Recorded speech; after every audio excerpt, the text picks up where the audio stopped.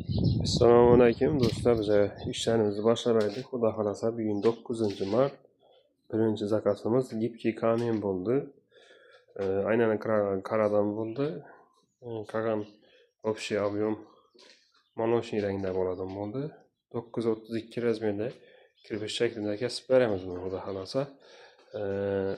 Az bu ko'rish jarayonida turib, ko'rgandan keyin bir qator laklab o'zin qirqib olib boramiz. Ustalarimiz ishlagandan keyin obyektimiz bitgandan keyin bir qator ko'rsatib video ajratib o'tamiz. Xudo xolasa zakazlarimizni olib boshladik. Izina termo panelimiz bor.